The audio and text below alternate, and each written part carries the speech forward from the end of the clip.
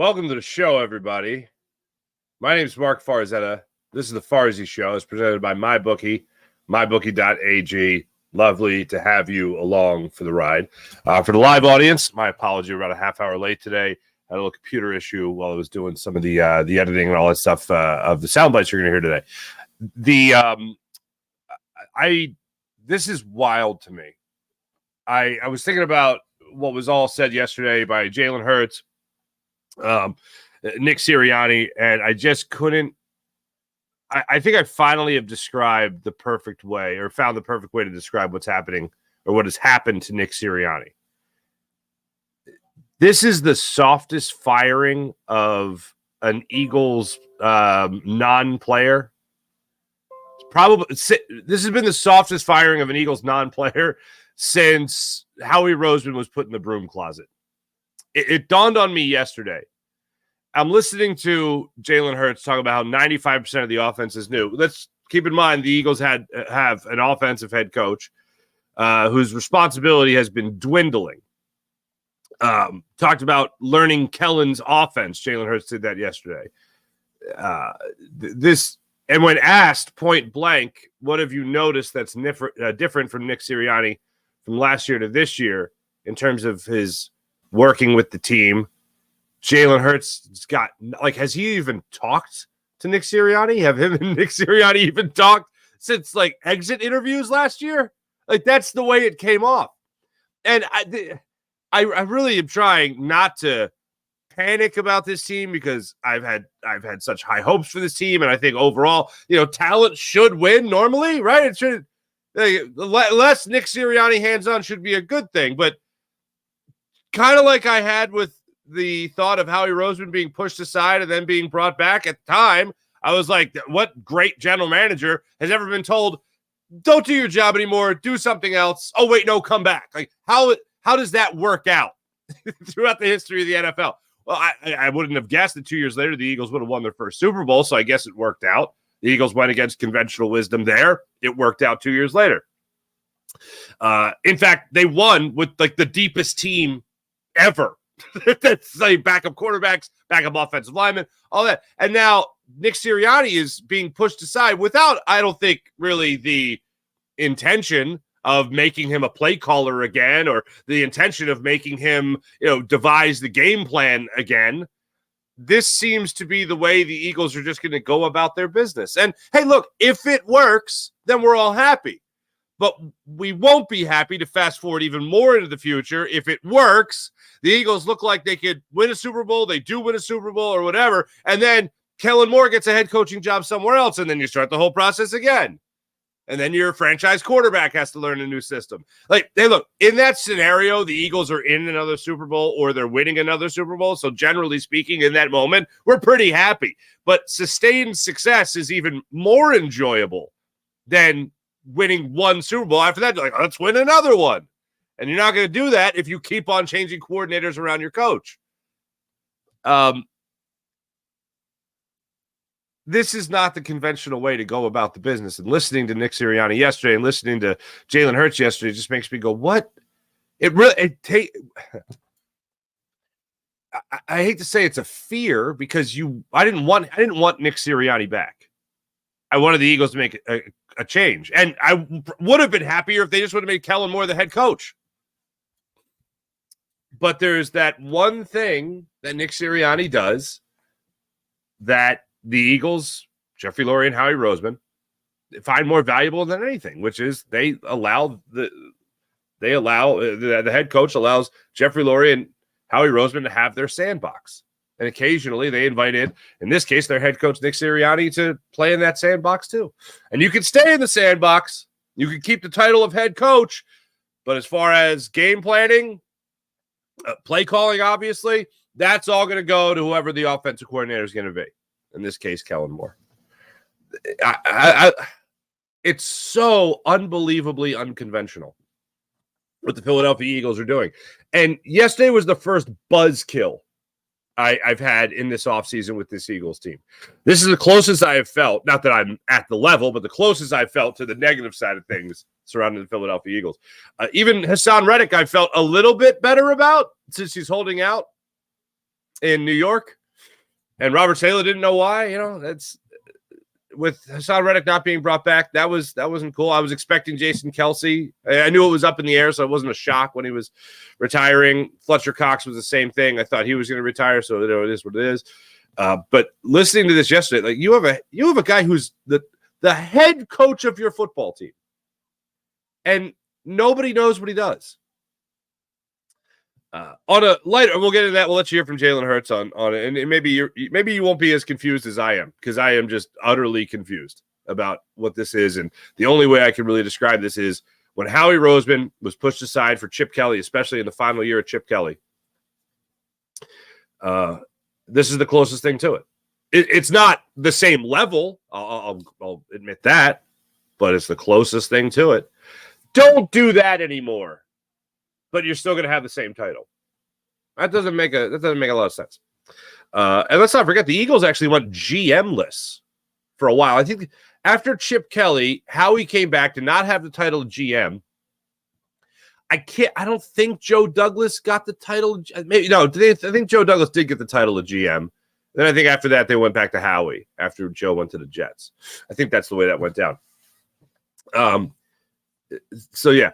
The other thing is Dom DeSandro gets a new title. Speaking of titles, and I find this to be fascinating because we all think of Dom, we all think of Big Dom as the security guard, more or less for the Philadelphia Eagles. He's a director of player security, coach security, on-field security, and all that. That's generally what we think of when we think of Big Dom DeSandro.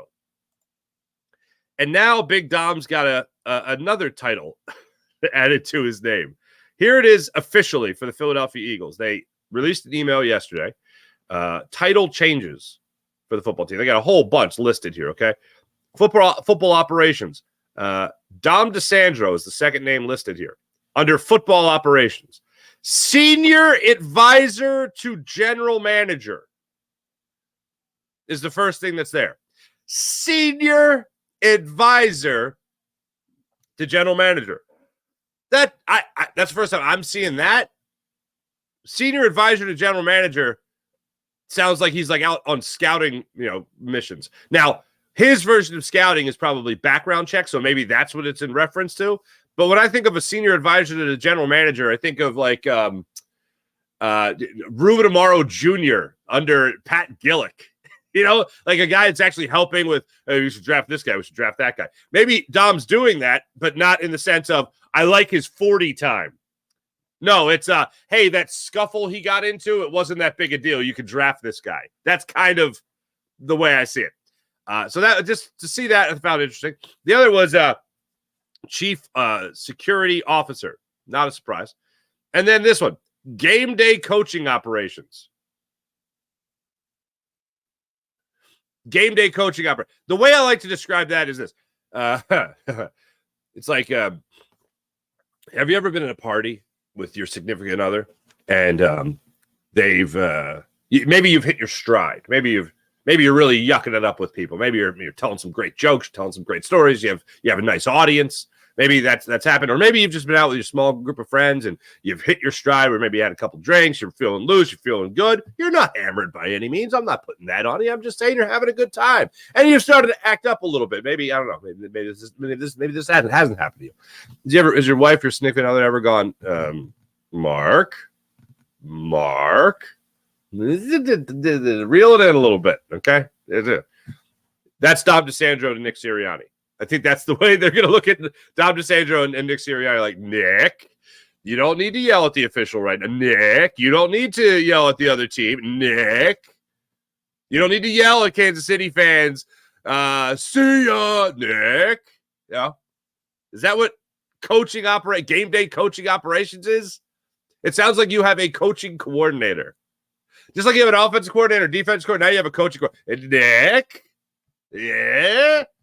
Dial it back. That's what comes to mind with that. Especially now that he seems to have no responsibility. We'll also get into the Phillies, who made it over to London yesterday. That was a great thing. It looks like the Phillies themselves are having a great time. Our friend David Shaw of UK Phils, we got to get him on after all this to just talk about the experience. it just seems like he was having a blast. Seems like the Phillies coaches arrived at that Passyunk Ave bar in London, which I've never been to. I was over there a couple times. I didn't make it over there. I went to the Ted Lasso bar. That was awesome. But anyway,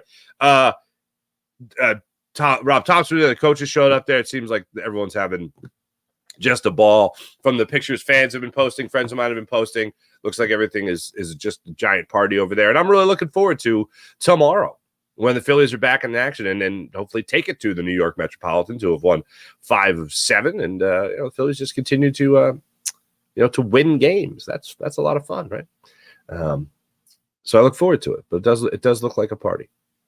And I also look forward to getting back to doing some Phillies postcasts with you guys tomorrow. By the way, my apologies to our podcast people. For whatever reason, our episode didn't load yesterday, so I apologize for that. All right, you guys make the call. Without further ado, let's get to this. So, first and foremost, Jalen Hurts addressing the media yesterday. One of the first questions, I believe, this question was from our friend John McMullen, and it was just talking about learning the new offense. And Jalen Hurts was talking about Kellen Moore's offense, which is not the surprise here. The surprise is how much.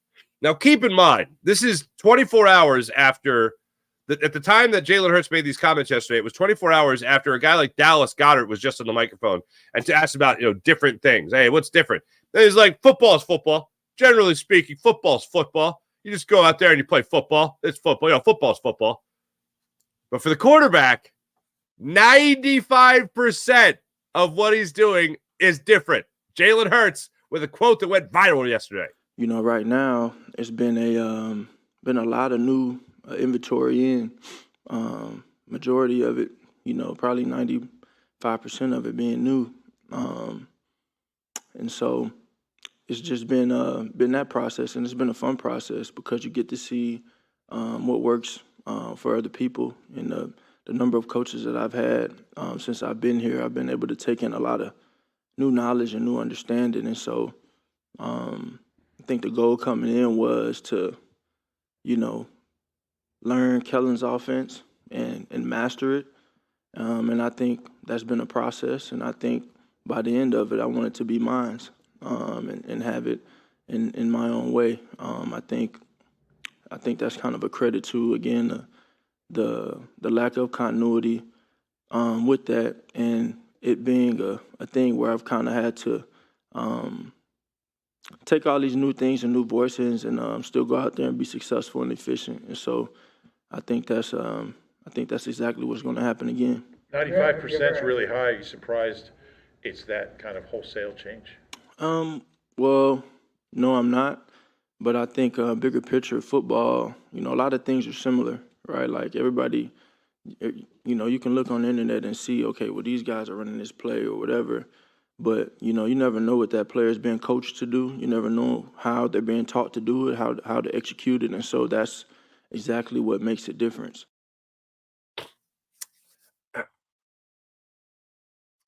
Credit to Ruben Frank. I don't know what the next question was going to be, but credit to Ruben for just jumping in and be like, 95 seems kind of high. You want to explain that a little bit? So here's the way I look at it with Jalen Hurts talking about Kellen Moore's offense. And I say that only to highlight it, not that that's anything new. We kind of knew that was the deal for a while, that whoever the offensive coordinator was going to be, it was Kellen Moore. It's going to be his offense. Nick Sirianni has admitted as much. How do you go 95% different? That is like, even if you were to change offensive philosophies, if you were to go to a strict West Coast offense to Chip Kelly's high-speed spread offense, that I could see as, that seems 95% new. That just to give you a gauge. Go from, let's say, not even Andy Reid posts Terrell Owens, where they did stretch the field a little bit more after T.O. was here, but like early Andy Reid, West Coast, strict West Coast offense. Okay, let's go to that, where we love first downs. Touchdowns are okay, but we love first downs. let's go from that to Chip Kelly. That seems to me to be a good gauge of like what 95% of an offensive philosophical change would be. Okay? You're going from whatever the Eagles were doing last year with Brian Johnson and Nick Sirianni. Nick Sirianni as the head coach, as the game planner, and then Brian Johnson as the play caller. So play call, you're only calling plays from your system that is designed by your head coach, your offensive-minded head coach. And now the offensive-minded head coach that you hired originally as a head coach and play caller and then quickly just became the head coach and game planner, now he's a guy who's just like in meetings occasionally, like he's bouncing around. Like yesterday, Nick Sirianni, when he was addressing media, talked about how he was in a wide receivers meeting. To me, that's not a bad thing, but it shouldn't be the highlight. Like he was talking about breaking down his new schedule, kind of, and he was like, "Oh, I still do the micro stuff and the macro." That's literally what came up in the press conference yesterday for Nick Sirianni. It's like, okay, so he's got more time to do more things, but what is it? So what is that? So I still am left in this question of like, what is it that Nick Sirianni is really doing? Like, I know his title. He's the head coach of this football team. But like, what does that take up? I continue to tell people it's if he's not calling plays, then people usually talk about the CEO type head coach. Okay, he's a CEO type head coach. So he's doing the game plan then? Oh, no. He's not doing the game plan then. Okay, so then what is he doing? Oh, well, he was in a wide receiver meeting. There's that. People like his messages to the team. Okay. What else you got going on here? You got me. Okay, great. All right, this seems like it's going well. 95% of an offense change means whatever you had before, a guy that's had experience calling plays with two different offenses now is coming in and being like, all right, scrap it. He's got wide receivers like Devontae Smith talking, acknowledging how much fun it is to have this freedom that they have now, that they can move around, they can keep the offense guessing a little bit. Nick Sirianni, who kind of poo-pooed the idea of motion last year, is now talking about motion and its benefits, as he did earlier in the week. My head is spinning. What is it? Is it valuable or is it not valuable? It seems to me to be kind of valuable. 95%. You might as well just say 100. Like, you might as well say, other than the tush push, some tight end screens, some bubble screens, and plays where I just run around and make something happen. Other than that, it's all different. Football's supposed to be football, right? But one of the things that Jalen Hurts does talk about there is if you're talking about the way football is coached, you don't know how a player is coached to do a certain thing.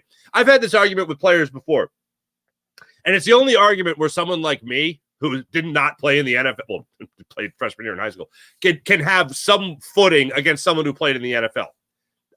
Literally the only time when a player I've talked to drops the "I played, you didn't" card, this is the one time someone like you too could be right who didn't play in the NFL. It's when you've talked to the player that was making the play and said, this is the way we were taught to do it. Now, you might see, let's just throw a general thing out here, something you don't even see here, a sweep, okay? A sweep, okay? Or a screen. Let's use a screen. Usually the tackles aren't supposed to pull on a screen. Well, sometimes the tackles will get assigned to pull on a screen. I've talked to different offensive linemen and say, oh, yeah, no, you don't do that. No, he made the wrong play there. In the book of football, you're right. But in this particular instance, where I talked to the player themselves and talked to somebody else who also verified, yeah, he's supposed to pull on that. Normally you don't pull on it, but he pulled on it. It's very rare. And that's what Jalen Hurts was talking about yesterday. You know the play. As a football player, you can watch formation, you can watch play, but I know that play. But what you don't know is the specific assignment. I've seen writers and players, former players, have these arguments before. It's like, no, that's not how you do it. I understand that's not how you do it. This is how they're told to do it, though, which is part of the problem because that means it's poor coaching. It seems like Jalen Hurts had a lot of that going on last year with Brian Johnson. One of the things I'm noticing with Jalen Hurts, he still has a loyalty to Brian Johnson, and good for him. They're friends. They've had a long relationship. They've known each other for a very long time. He doesn't want to throw Brian Johnson under the bus for anything. The closest thing we're going to get to it is 95% of this offense is different. I certainly hope that Kellen Moore, and I know his MO is stretch the field, but I'd also really like for the Eagles this year to have fewer turnovers than last year, and Jalen Hurts to have fewer turnovers than 19, for instance. Excuse me. I'd really like that. So in an effort to not turn the ball over as much, I'd also like Jalen Hurts to not put the precious pigskin in peril as much as he did a year ago. One of the ways I think they can work towards that goal is, yeah, sure, they're going to stretch the field. But maybe on certain situations, and the particular play that lives on in my brain on repeat from last year is the 1st and 10 in Seattle that ended up an interception when Jalen Hurts was trying to hit Quez Watkins down the field. I understand that it's Quez Watkins, and people will talk about he should have made a play on the ball. The ball should have never been there. When you're up 4 points in the fourth quarter with 8:15 to go, and you're on the opponent's, I believe it was the 45-yard line, and you're driving, you should be controlling that football. Not necessarily playing conservative, but maybe also not bombing the ball downfield where there is single coverage and you have a drastically underthrown ball that ends up getting picked off. Not the right decision to make. My dream is that Kellen Moore is trying to coach that out of Jalen Hurts. I understand putting up points. Another example is the OT game against the Washington Commanders where Jalen Hurts hits A.J. Brown down the sideline. Everything went wrong after that. Sure, you went up more points. You expanded the lead. It should have been the step on the throat moment of the Washington Commanders. Instead, A.J. Brown gets the taunting penalty, and the Commanders go down the field, and they score. I would still like that to be coached out of Jalen Hurts. And more specifically, the situational football. You can point to things, 3rd down, 4th down conversion, that situational football being great for the Eagles because of the tush push and all that stuff. But I'm talking about the mental aspect, the situational mental aspect for your quarterback. That's something that needs to be worked on this year with Jalen Hurts. That will help cut down turnovers, help preserve wins. That should have been implemented against Washington. They ended up winning that game. Should have been implemented against the Commanders. Should have won that game. Or should be against the Seahawks. Should have won that game. I'm hoping that's something that Kellen Moore is coaching into Jalen Hurts. That's what I'm hoping is going on here. Regardless of power, when it comes to Nick Sirianni, it's odd. It is wildly unconventional to have a head coach that is not really doing a lot, it seems like. And an offensive-minded head coach that you hired to be a play caller that is now 4 years later, really not done that. Not doing that at all right now. It all seems very odd to me. So later, credit to the Franks yesterday, Reuben Frank and Martin Frank, for asking some great questions. John McMullen asking the question, obviously, about, hey, how much of this is new to Jalen Hurts? And John McMullen got the answer, 95%. Credit to Reuben Frank for jumping on that. 95% seems high. And then credit to Martin Frank, who was really looking for specifics about Nick Sirianni and what it is he says he does here. According to Jalen Hurts, asked yesterday about his head coach. Take a listen. What have you noticed about, Nick being open-minded to change up the offense like he has? I mean, what does that say about him? I mean, it's a great question. I don't know that I know the answer to it. Well, what have you seen from him as far as doing that? I think he's just, he's been great, and the messages he's delivering to the team. He's trying to be very intentional in what he's saying, and yeah. Last one. A couple years ago, you talked about your relationship with. I left the end in there on purpose because I wanted you to hear that was the full context. Listen to the first 10 seconds of this one more time. What have you noticed about, Nick being open-minded to change up the offense like he has? I mean, what does that say about him? I mean, it's a great question. I don't. Oh my God! If I wasn't laughing, I'd be crying. It wasn't that specific a question. Just like, hey, like here, that question is, and it's not a puff question. That's a great question by Martin Frank. But it's an easy question if you're Jalen Hurts to answer. Like, it's an opportunity. Hey, say something nice about Nick. It's all you have to. I don't know if Jalen is in a situation where he's like, I don't even know. It's like we haven't talked much. Like, what? The question is like, hey, here is something nice to say about Nick Sirianni. Can you say something nice about Nick Sirianni? How is he? How does Nick Sirianni adapt to include all the change that's going on here? Basically, it's the adjustment within the head coach is the question. All you have to do is say, "Oh, Nick's great." Nick, if there's a problem on this team, Nick is dedicated to fixing the problem on the team. That's it. That's it. Literally, it's an opportunity to say something good about your head coach. And there's geez. Oh man. What does Nick do? Nick. He talks to the team. Nick talks to us, gives us good messages. Nick's messages are great. When he gives us a message, it's a great message. That makes me go back to last year immediately. That is a time machine, DeLorean, flux capacitor, all the way back to December of 2023, where everything's falling apart. Everything looks terrible. And people are talking about the players supposedly. I remember Howard Eskin doing the sideline report during the game.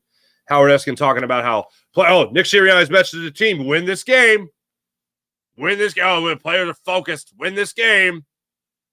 They lose. They lose to Jonathan Gannon and the Arizona Cardinals. They lose the last game of the season to the Giants, and you can say that that's just, they didn't have much control in that second half anyway. They lost. No big deal. And then, of course, the game in Tampa in the playoffs, where you went from a number 1 seed, home field advantage throughout, to we got to go to Tampa, and we got to play the Buccaneers again in the first round of the playoffs. And a team just looking shot.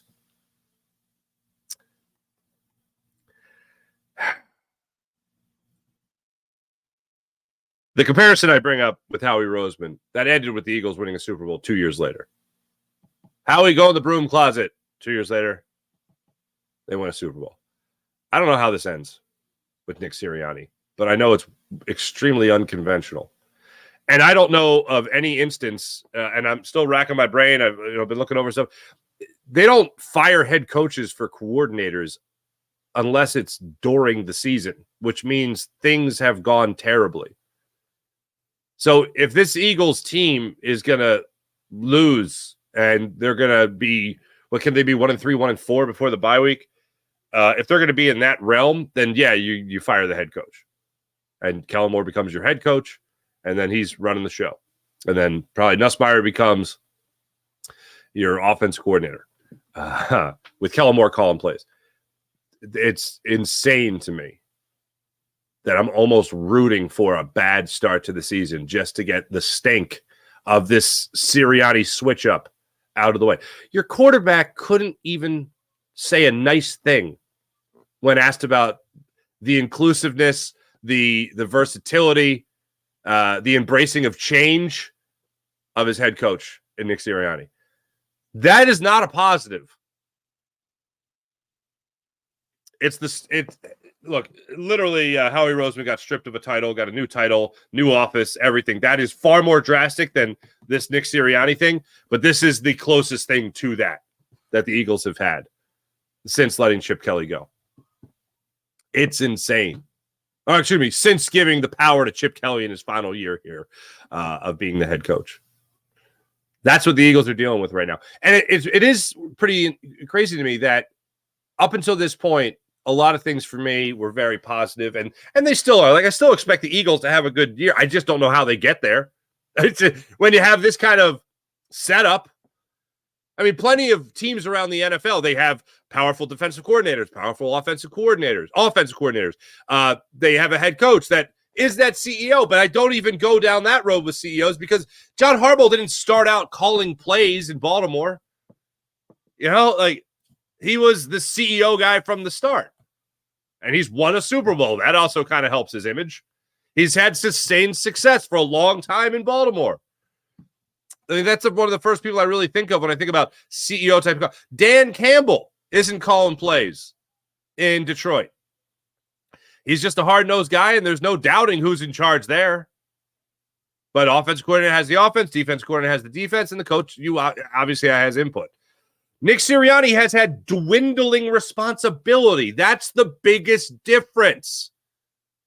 So when people mention John Harbaugh, people mention Dan Campbell, have they have dwindling responsibility? Dan Campbell, not a lot of time to tell. If anything, he's had growing responsibility. John Harbaugh has had multiple coordinators and has found success, obviously, in Baltimore for a long time. I don't know of another comparison that is fair to Nick Sirianni, that is even comparable to Nick Sirianni. Come in, guns blazing, calling plays, offensive-minded head coach. Frank Reich loves him. Oh, Frank Reich loves him. Bring him in. And then he's like 4 weeks into it, maybe I shouldn't be calling plays. Maybe I should be just doing the game planning thing. And then last year, it's my offense. Brian calls the plays. Now the offensive coordinator is in charge, and it's a very experienced offensive coordinator. If it's an offensive coordinator that has more experience than I have in the NFL. Hey, feel good about this. Well, the way you feel good about this is that you have a lot of talent on this offense. To get to something positive here, you have a lot of talent. There have been talented teams in the NFL that have come away with nothing. I generally speaking, yes, talent wins. To reference my friend John McMullen, when we talk about this Eagles team, we talk about talent in general. Talent wins. They're the more talented football team. We've seen the Eagles be a talented football team, and then they lose to the Seahawks.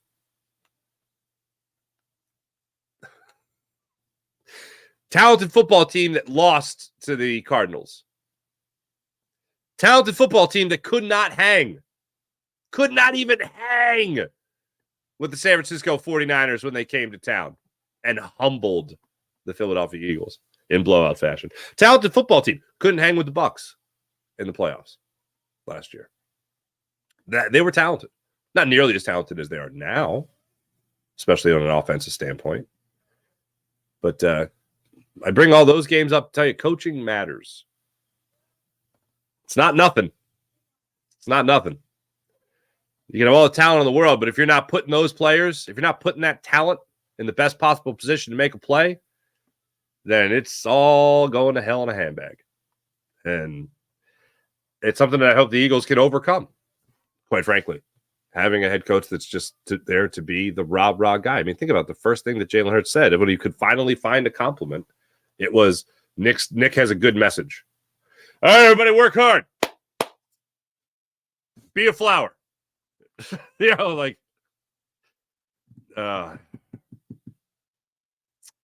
The Eagles' office politics are a tough nut to crack.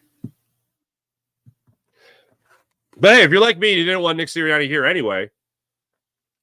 He's been pushed aside as much as possible while still being here and still maintaining the title.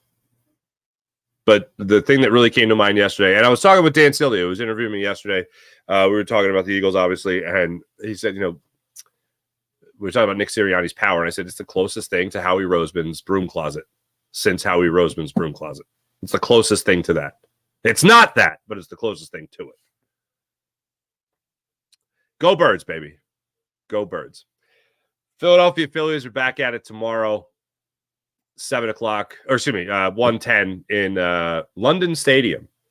I was watching the transformation of the stadium yesterday. I love those time-lapse videos just showing everything getting ready.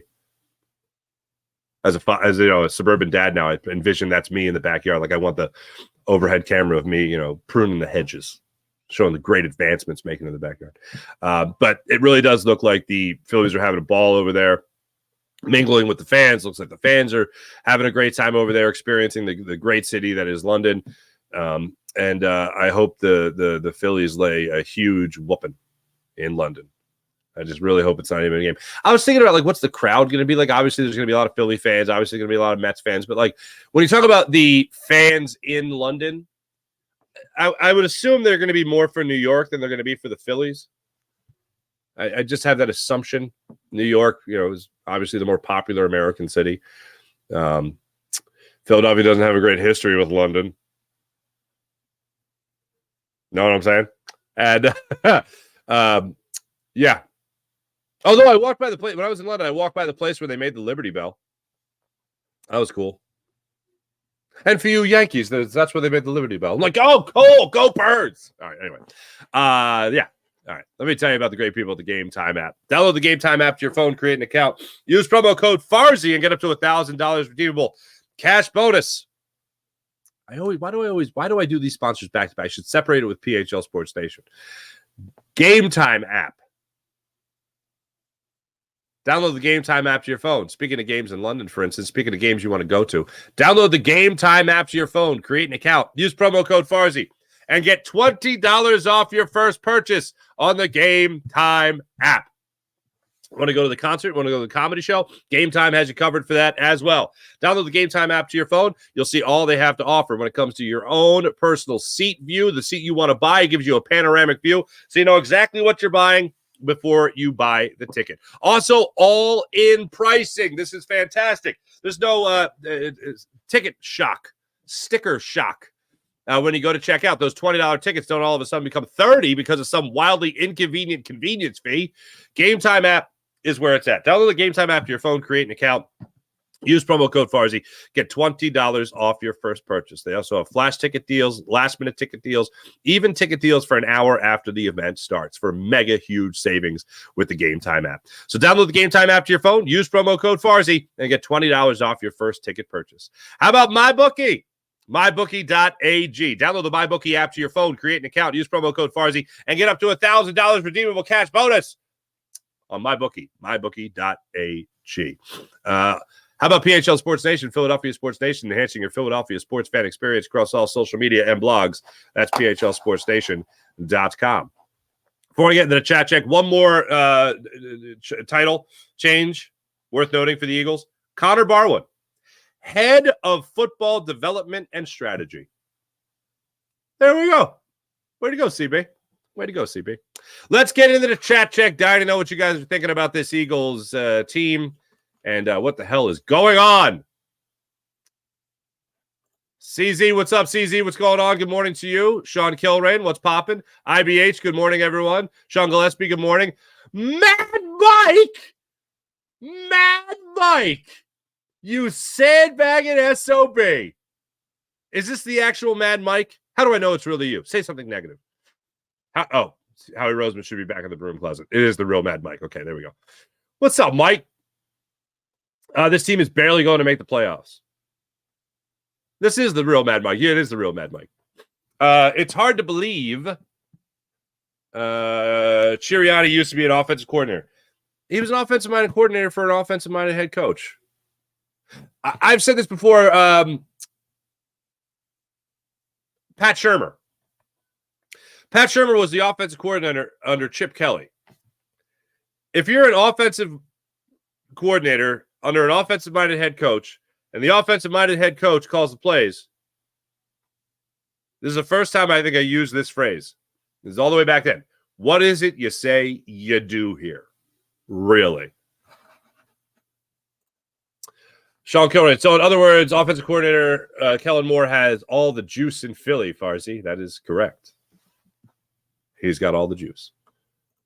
Sirianni's coffee-making skills must be top-notch. Sean Gillespie, they must be.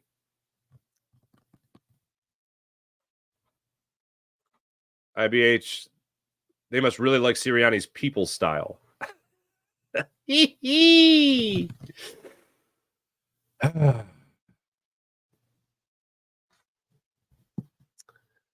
don't think people skills don't matter. I just don't think that they should be the number one priority. And look, I refer to it as the bouncing ball. Follow the bouncing ball here.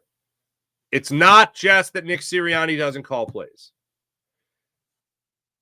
If he's not calling plays, is he a great motivator? Didn't show last year. Is his messaging great to the team? Didn't show last year. Is he doing the game plan? Not anymore. Like, what? If an experienced play caller has to come in and change 95% of the offense, The guys that were doing it before were clueless. That's what that means. That's what that means. Tush push stays. Tight end screen, bubble screen. Jalen makes a play. Those are just to keep it, if you have 100 plays, those are 5 that are staying. 95 different ones. You have far more plays than that. I know, but I'm just saying is all. T-Bro, happy dealer time, Farzy. Friday, everyone. Yeah. Farzy, let me get, to lighten the mood after such a depressing show with this Eagles team. Help! I actually just did this at the zoo the other day. Help! That's a peacock. If you don't believe that's what a peacock sounds like, after the show, Google it. I was in shock. Benny Boom 68. What's going on? I was in shock hearing about 95% of the offense is new. So what's about the other 5%? I don't know. April! Morning, April. Big Dom, the head coach now, pretty much. April, Big Dom got that title change so he can't get kicked off the sideline. April, I was like, does this have something to do with him being on the sideline? Because he's still going to be on the sideline, right? Can I ask why Sirianni looks like a line cook at Applebee's? You may. I don't have an answer for that. I can't answer that question. As someone who gets told that he looks like Nick Sirianni quite often, including the guy at Trader Joe's that was like, are you Nick Sirianni? Literally, that just happened to me Tuesday. And I'm like, no, I'm not Nick Sirianni. Because you look like Nick Sirianni. Thank you. Okay. I can't say that the guy looks like Nick Sirianni. Or I can't say that Nick Sirianni looks like a line cook at Applebee's because then I look like a line cook at Applebee's. And quite frankly, I think I do look like a line cook. I think I could pull off construction worker. I think I could pull off a line cook at Applebee's.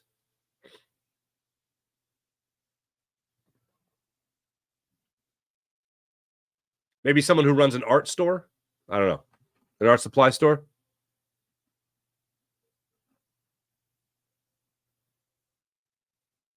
That's what I think I could pull off. Thank you, Mike. Nick is Michael Scott, and his team is successful despite his cringe behavior. That he is the regional manager, not a CEO. Regional manager, Big Rhythm. You and I are on the same page. B. Costello, 5% tush push, just a tush push. Jason, hey, morning, y'all. I was wondering what happened to the show. Yeah, sorry I was late. Oh, the podcast or this show? Yeah, I was late today. Mega late. Coach Corey be hiking. I like it. You think they'll make him clarify that statement? I'm sure Nick hated that statement. So Nick's answer to it, I don't have it for you, but I'll tell you. And yes, to answer your question, I had a similar thought, Coach Corey. I had a similar thought. This is something that is going to get walked back. So I think the order of it yesterday was, Jalen spoke, and then Sirianni spoke. When they asked Nick about the 95% being different, Sirianni broke it down very specifically. Oh, there we go. That's the first time the phone has heard me say Sirianni and thought I said Siri. But anyway, it's the first time I think Nick heard 95% is different to his quarterback. So Nick yesterday, when he was asked about that much being different in the offense, broke it down and kept it very specific to Jalen Hurts. Almost the attitude of what I got from it. Well, yeah, to a quarterback, it's going to be like 95% different because, on one play, you have so many different progressions. And maybe this offense is teaching him to go to the progressions more different. Maybe his 1 is now his 2, his 2 is now his 3, his 3 is now his 2. Kind of the way he broke it down yesterday, saying that even just one play, 3 things could be different. It could be even the same play, but maybe just progressions being different is coming off different to the quarterback being asked to run the offense. That's the way he broke it down. And I was like, I'm not buying this. This is 95% is new. Cool.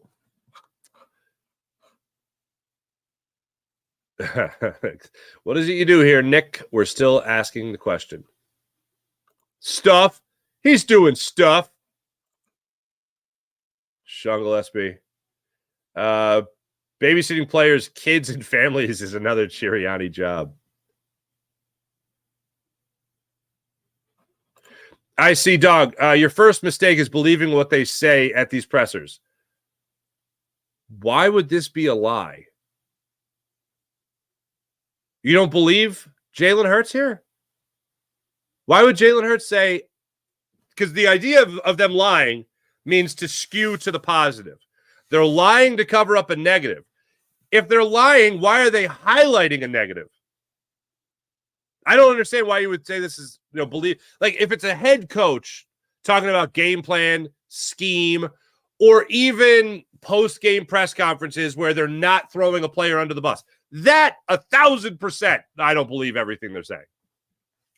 When being asked about learning a new offense and you say 95% of it's new, that's an honest answer. To the Eagles' point, that a little too honest. What's my second mistake? That's my first one. Thank you, IC Dog. IC Dog. I like that. April, you're right. The Big Dom title is wild in itself, says Jason. Brian Mac, Nick Sirianni is a guy with daddy issues. He knows he blows. I don't know, man. He's the head coach of a football team in the NFL. He's paid very well. He's playing ball. The term yesterday came to mind was company man. Follow your marching orders. That's a pawn. A pawn. That's Nick Sirianni. You're gonna be, you could be the head coach, but you rev up the players. You have some ideas for your new offense coordinator, defense coordinator. Go for it. That's the term that came to mind yesterday was company man. It's like, okay, yeah, he's just doing what the bosses want him to do. Okay.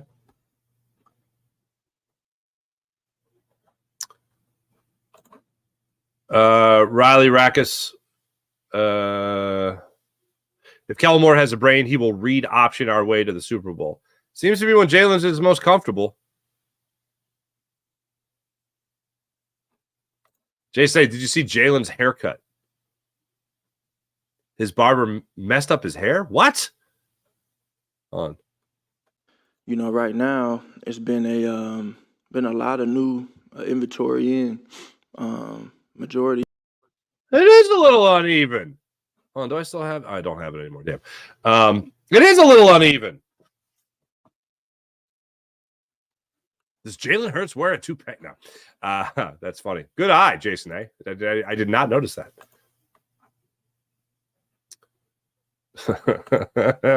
Jalen Hurts Nick, or Jalen hates Nick. That's funny. Bumping around on me here.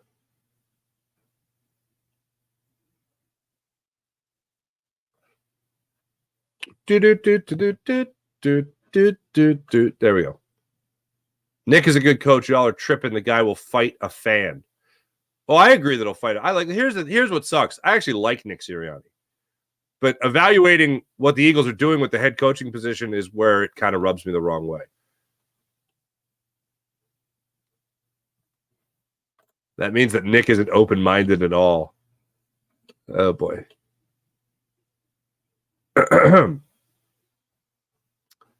Here we are. Riley thinks it's Cap. Did you see Jalen Hurts' haircut there? Okay. Cliff Kingsbury may have been a better choice as an offensive coordinator for these players. Maybe.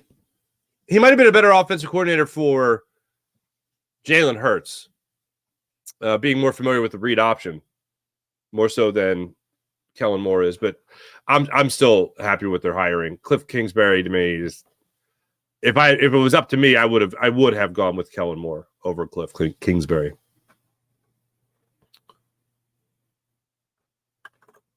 No way Nick is not running mostly RPOs. Nick, I think he's been pushed aside. Brian Mack or Mick, Sirianni is a national embarrassment.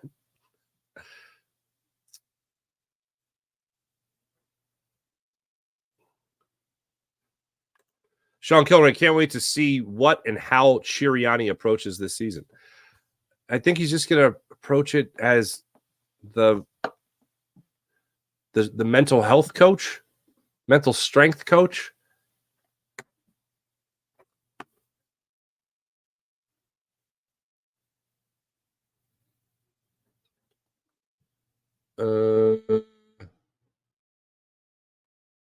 Nick is like Biden. Probably a hoot in the nurse, but unqualified for his job. Political statements. Nick is a good coach. Y'all are tripping. The guy will fight a fan. Okay. Yeah. Starting tonight, I will talk that ish on Nicky 3 buttons. Let's go. Yeah, let's talk to Nick Castellanos getting it done.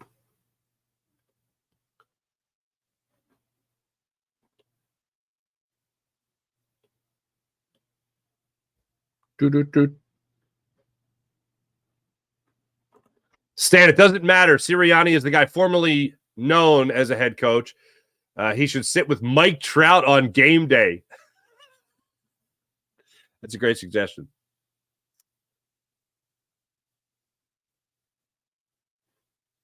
Joe Whip, either it works or it doesn't. That's why we play the games.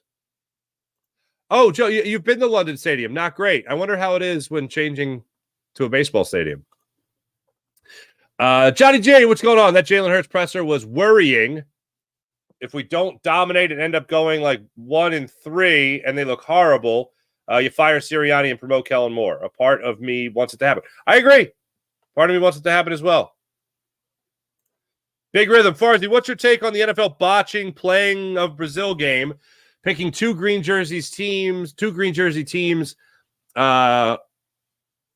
Team will stick. Team stuck in hotel.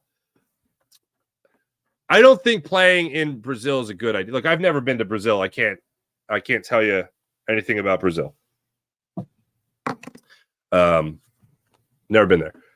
Been to South America, but even South America, it's like saying I've been to America, but I was in New York versus I was in Kansas City, Missouri, right? Like, yeah, you've been there, but it's totally different kind of thing. I will say I've never had this happen anywhere else. My one time in South America, I was in Peru. Again, not Brazil, but I've never had this happen anywhere else. And I've heard other people tell stories of being in Brazil, being in Chile, and kind of looking out for tourists a little bit. I was coming out of a grocery store in Lima, Peru, a capital city, right? Coming out of a grocery store, and a guy happened to be wearing a Temple jacket, like a Temple warm-up jacket. And I was like, mi escuela. And the guy in perfect English goes, oh, cool, that's awesome. Just like that. And I go, this guy had a friend that was working in at Temple as a professor. Political science of all things. And so we talked for a couple of minutes. Nice guy, oh, cool, bye. And I walk away, and I'm just walking down the street. I'm just exploring. And that same guy goes, sir, to me. I'm like maybe 100 feet away from him at this point. Sir, don't go down there. And I'm like, just on the street. I'm like, down there? He's like, don't go down there. And I'm like, don't go down there? He's like, don't go down there. I was like, everything okay over there? And he goes, bad. Very, very bad. Don't go down there. I was like, okay, I won't go down there. That sounds dangerous. So then I start walking another direction, but not the direction I had come back from, or not I was walking further and further away from the city center. And I saw another guy, some guy I wasn't talking to, just like, excuse me. They could tell I'm a tourist. Don't go down there. Very common phrase, apparently, to look out for tourists in South America. Other people have told me the same story about I can't share the experience that it didn't happen to me in Brazil, it happened to me in Peru, but I've heard from people around that have traveled around South America. It's not uncommon for people to be like, don't go down there. It's like if we had a bad part of Philly and we saw tourists walk into that bad part of Philly, we'd be like, Liberty Bell's that way. Great cheesesteak shops over here. Don't go down that. Don't go down there. Never forget it. But my take on them playing in Brazil is forcing the issue. That's my take on it. Why are we doing this? If players can't leave the hotel, if it's not safe, then why are we putting them there? Why is that happening? Doesn't make any sense to me. Seems like Jalen and Sirianni are not on the same page, and Hurts is trying to get rid of him without really saying it. Jason, I have the same take, same feel. Sirianni might be good at Tecmo Bowl. You'll need to unlock your iPhone. There's no one in your contacts named T-Mobile. Contact T-Mobile, what? As I told you guys the other day, my phone took a swim the other day, so I had to get a new phone, finally. And yeah, I don't know anything about this. Anyway. I was just at the Cape May Zoo. The peacocks definitely sound like that. Thank you. They are yelling, help. It's too damn funny. Thank you. Jason A is confirmed. That's what a peacock sounds like.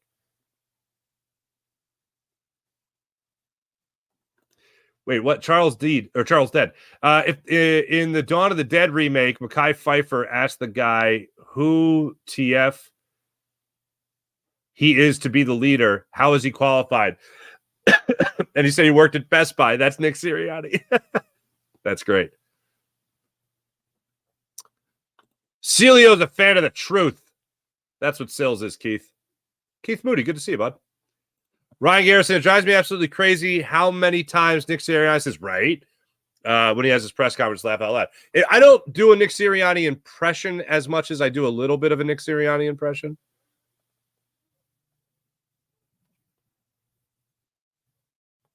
Right? That's the crutch. If I was to do, like, if Saturday Night Live was to do a Nick Sirianni impression, the crutch would be, right? Like, we don't really like football, but right? I just love football. When you love football, you just got to keep playing football, right? Like that kind of thing. Keith Moody, Detroit's head coach? Well, yeah, the Dan Campbell. But he hasn't had diminishing responsibility.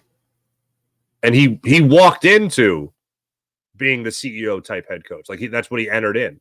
Nick Sirianni started calling plays and was like, nope, not for me.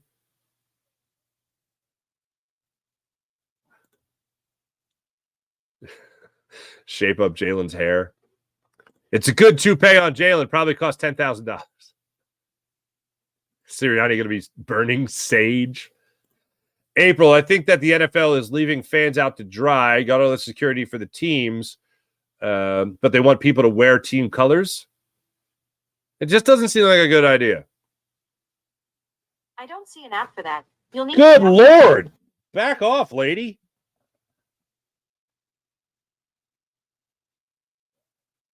I've been to their resorts and they say do not leave the property. I've heard that in Mexico. I've heard that in South America. I've heard that same thing. Yeah. Joe Whip. West Ham's old stadium was better than the Olympic Stadium. Sucks for soccer. Baseball, it must be worse. Nicer than the vet, though. It's very nice.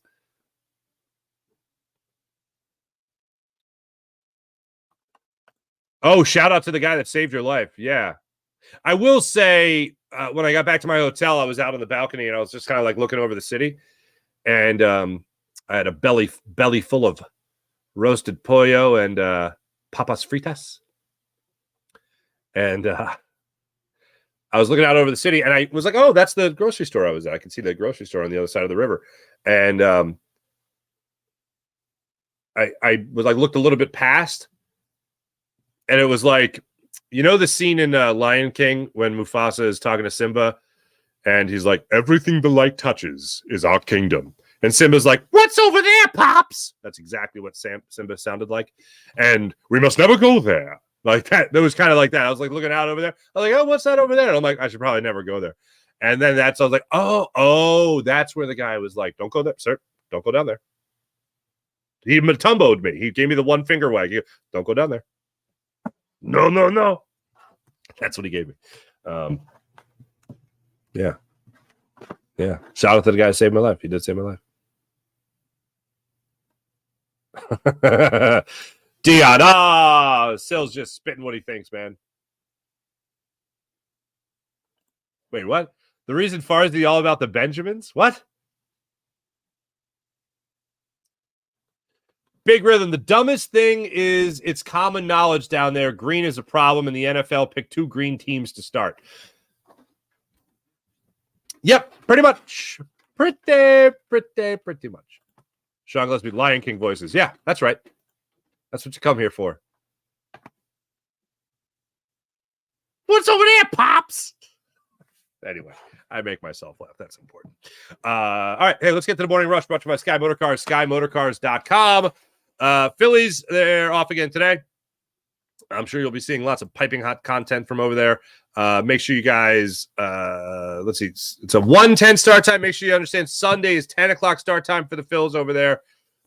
Looking like Ranger Suarez is going to get that start, so that's exciting. NBA Finals. I told you guys that the Boston Celtics winning the championship is going to be it's going to beat the Milwaukee Bucks for me in terms of champions since the process started and ended. The Bucks really hurt because Drew Holiday was on that team, and Drew Holiday was the first piece moved in the process. That trade officially started the process, and the Eagles, or the Sixers, as we know, have not been out of the second round of the playoffs since then. And yeah, great. Also, the year Giannis was taken, the Sixers they walked away with 2 picks. Like everybody passed on Giannis, right? Everyone says that. Everyone, you can't vote the Sixers. Everyone passed on Giannis. You can't vote the Sixers. Everybody passed on Giannis. You can't vote the Sixers. Everybody passed on Giannis. Yeah, but did everybody also have 2 picks in the first round go to them? The Sixers had Nerlens Noel and Michael Carter-Williams. Neither of those guys are named Giannis Antetokounmpo. Neither of those guys. Who else walked away with 2 players before Giannis was taken? I think it was only the Sixers. There might be another team I'm missing. So the Sixers passed twice. Everyone passed on Giannis. Did they pass twice? So anyway, the Celtics winning would really suck. And the Celtics last night absolutely dominated that game, 107-89 over the Mavericks. Kristaps Porzingis was a man possessed in the first quarter of that game yesterday. The Celtics were leading by as much as 29 points. At one point in the third quarter, I think it was a 3. I think Luka hit a 3 and pulled him to within 8. It was like, oh, they might do it. They didn't do it. So, yeah.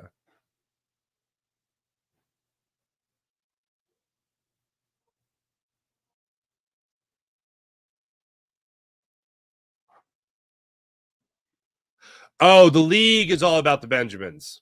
Gotcha. Yeah, it doesn't. I don't know.